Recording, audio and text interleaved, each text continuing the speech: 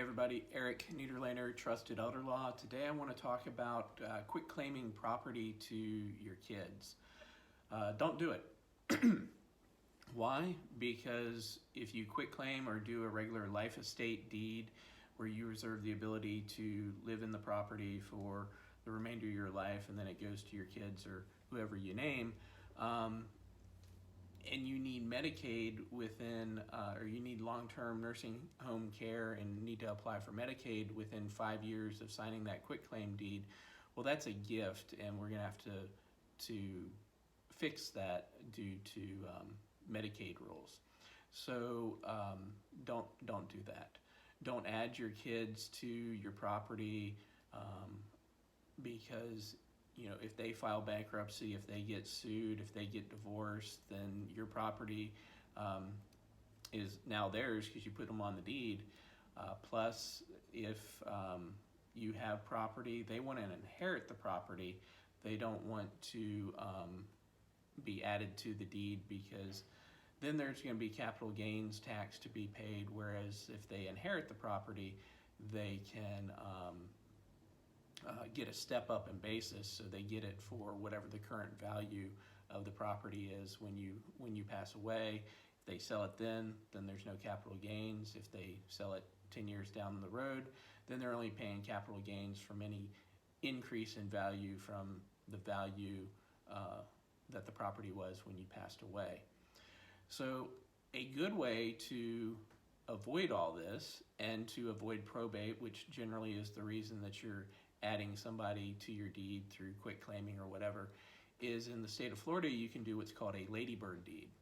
And by doing a Ladybird Deed, you not only reserve the ability to live in your house for the rest of your life, but to mortgage the property, to sell the property, to rent the property, to change who you're leaving the property to, and therefore, if you did need Medicaid within 5 years of signing the Ladybird Deed, Medicaid doesn't consider that as a gift, so you wouldn't be penalized for giving away property for less than fair market value, and wouldn't interfere with any Medicaid benefits that you may be entitled to.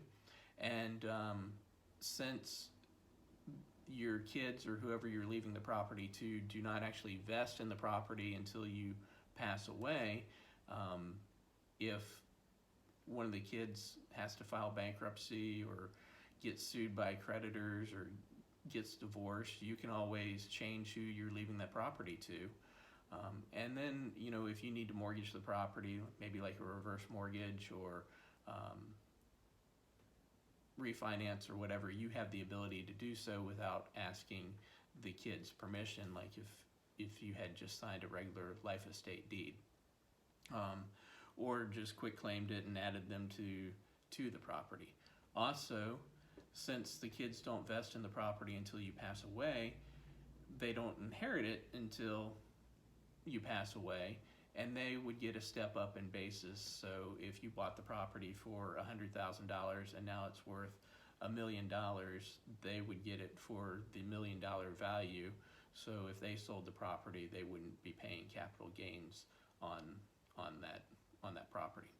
So if you're thinking about doing self-help estate planning, don't do it. Talk to a professional. Get advice and make an informed decision, because sometimes trying to save pennies costs you or your family a lot of money down the road and a lot of headaches. So instead of cleaning up a mess, don't create the mess, and talk to somebody and find out the pros and cons of all the actions you're considering. Look Trusted Elder Law up at trustedelderlaw.com, or give us a call at 850-607-2222. We'll be happy to help.